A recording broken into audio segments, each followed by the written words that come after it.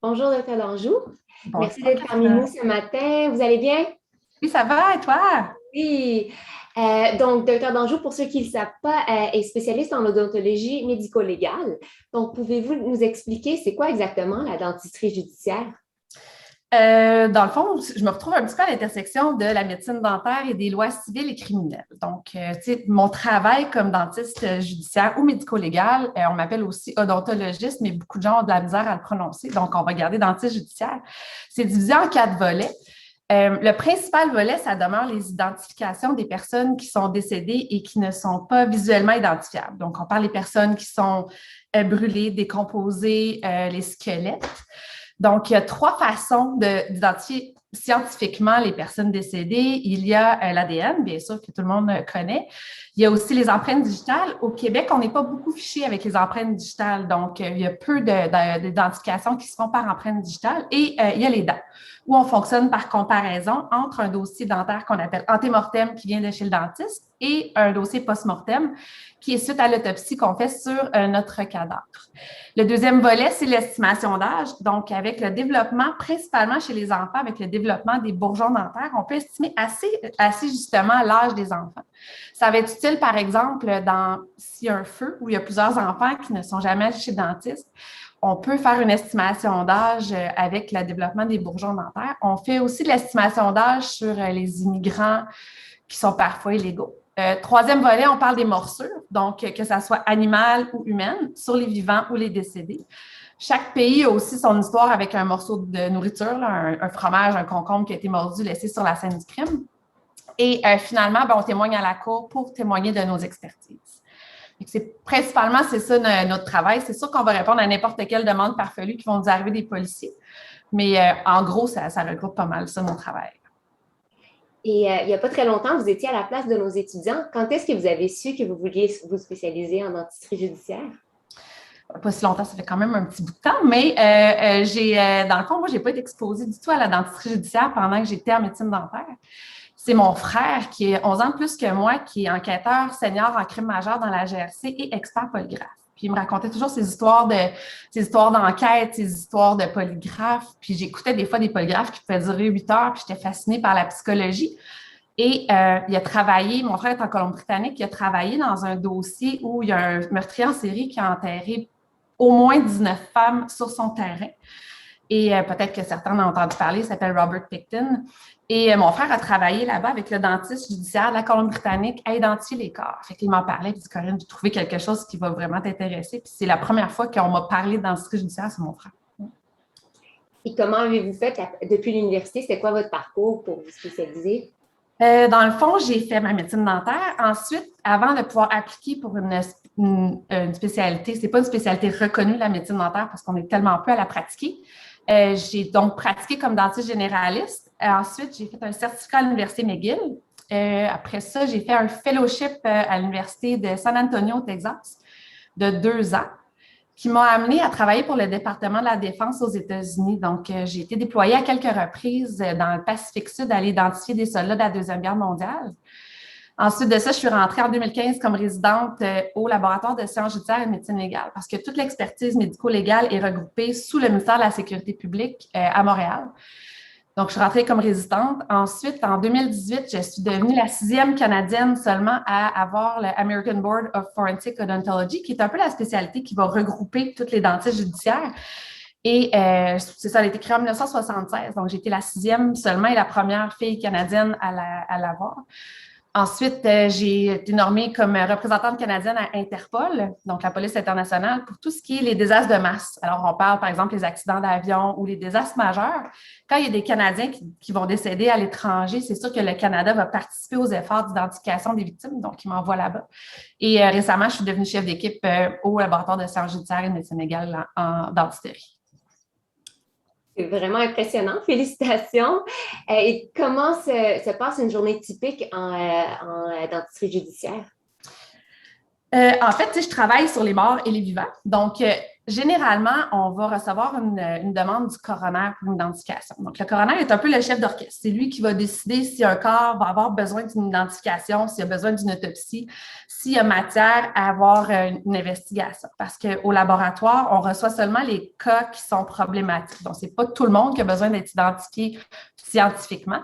Donc, on reçoit la demande du coroner. Ensuite, on va procéder à l'autopsie. Quand on parle d'autopsie, on prend les photographies, puis ce qui nous reste comme reste humain, c'est toujours très différent. Donc, on parle d'une carbonisation. Des fois, on a juste une mâchoire, des fois, on a seulement une dent, des fois, on a seulement une prothèse. Et on prend des radiographies de bouche complète. Donc, je fais vraiment plusieurs bouches complètes à chaque journée. Et on fait un odontogramme à la main comme on faisait à l'université. Ce qui est un peu drôle, c'est que je suis devenue un peu experte à faire des radiographies parce que je fais des bouches complètes. Quand on passe en bureau, en médecine dentaire, on fait toutes nos radios. En bureau, nos hygiénistes en font beaucoup. Donc, je suis devenue l'experte de mon bureau. Mais ce qui est un peu bizarre, c'est que pour prendre les radiographies, quand ils ont de la misère, ils viennent me chercher, mais je couche le patient. J'ai perdu tous mes repères pour prendre les radiographies assis. Puis ils se font un plaisir d'expliquer pourquoi je couche les patients. Fait une fois que l'autopsie est faite, ben, on va faire la comparaison avec le dossier antémortem. Je travaille quand même plusieurs jours là-bas. Donc, les autopsies, on garde ça pour le vendredi. Après vous, je m'en vais faire mes autopsies. Mais le reste de la semaine, je travaille sur les cold cases parce que l'odontologie judiciaire au Québec remonte très loin. Donc, en 1973. Donc, là, présentement, je réouvre tous les vieux dossiers d'enquête pour voir si on ne peut pas les faire avancer. Ça nous fait penser un peu aux émissions qu'on voit à la télé des fois, comme le CSI. Est-ce que la fiction est semblable à la réalité? C'est super drôle, Catherine, que tu parles de ça parce que on appelle ça l'effet CSI et c'est vraiment quelque chose qu'on voit beaucoup dans la population et qui se répercute même au niveau des membres du jury, tu sais, les jurys qui vont être choisis pour un procès, où ils ont vraiment des attentes ultra élevées au niveau de tout ce qui est le forensic ou les sciences judiciaires. Parce que quand on écoute une émission de télé, là, en 1 heure, on voit le crime apparaître. Ensuite, on voit l'enquête, on voit toute l'investigation, toutes les expertises judiciaires et le suspect est arrêté et condamné. Le procès a eu lieu tout ça dans 1 heure. Tu sais, quand on parle qu'un test d'ADN sur des os ou sur des dents très calcinées, ça peut prendre plusieurs mois. Donc, c'est un petit peu différent de la réalité. Nos locaux, je vous le dis, ça, c'est beaucoup moins jet-set. Il y a toujours plein de lumière, c'est toujours super flash. Nous, c'est pas ça. Puis, la seule affaire que je trouve qui est un peu similaire, c'est que il y a toujours une petite équipe serrée, puis en médecine légale, on n'est vraiment pas beaucoup. Il y a les pathologistes judiciaires qui font les autopsies, donc ils vont déterminer la cause du décès et la manière du décès. Et ensuite, il y a nous, en odontologie, on a un anthropologue qui va examiner les os, mais on est une petite équipe serrée, puis on a tout un peu nos stéréotypes, puis on fera un super show télé. Super. Merci beaucoup, Dr. Danjou. On pourrait en parler pendant des heures. C'est vraiment très fascinant. Donc, je vous remercie d'être là avec nous ce matin. Avant de quitter, avez-vous des conseils à nos nouveaux étudiants qui commencent cette année?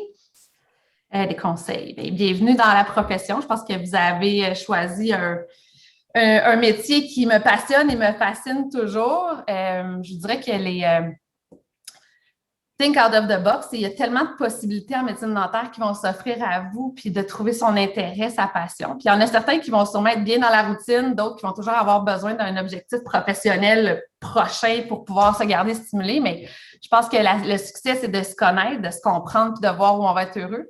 Puis c'est ça, de mettre. Moi, j'ai toujours mis les patients morts et vivants au centre de mes priorités. Fait que je pense que l'empathie m'a toujours beaucoup aidé avec mes patients.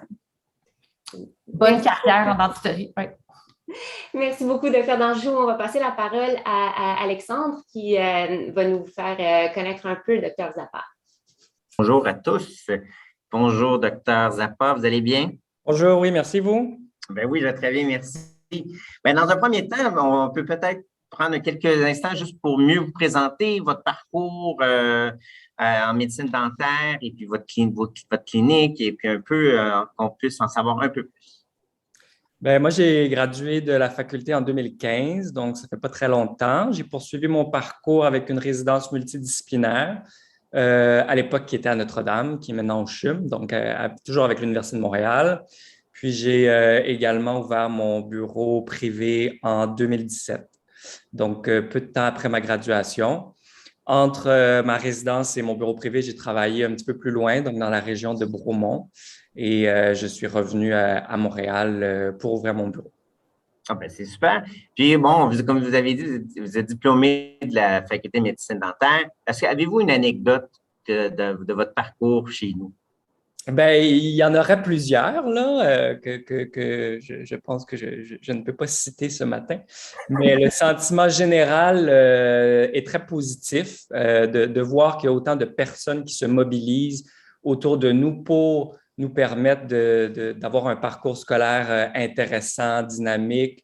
C'est quand même assez extraordinaire de voir ça, là, qu'on a autant de personnel de soutien, d'enseignants, de professeurs qui se mobilisent à chaque journée pour rendre notre parcours intéressant. C'est hyper stimulant, puis je pense qu'on doit souligner ce travail-là. Donc, le sentiment général de mon parcours est très, très, très positif.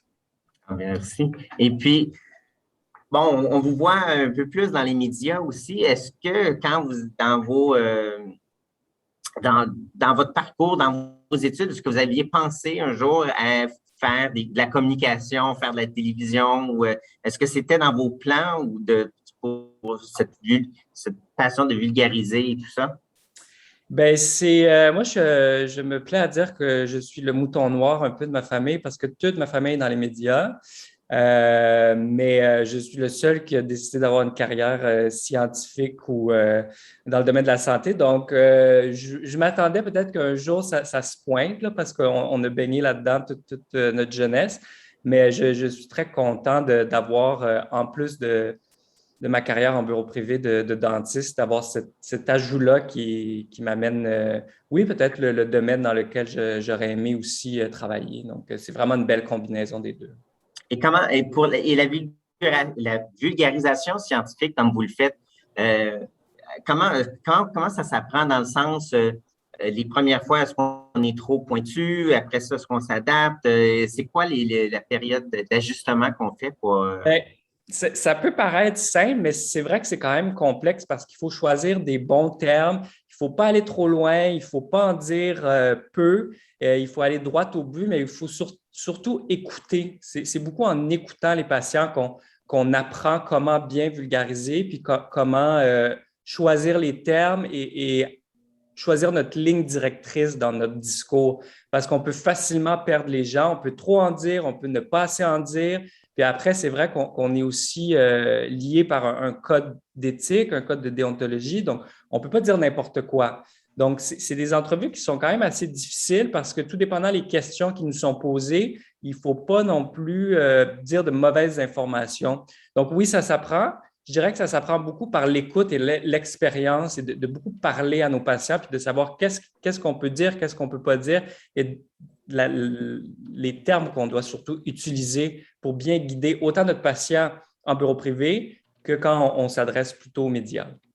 Puis, dans cette veine-là, est-ce que vous trouvez il devrait y avoir encore plus de place pour la vulgarisation scientifique? Est-ce qu'on devrait…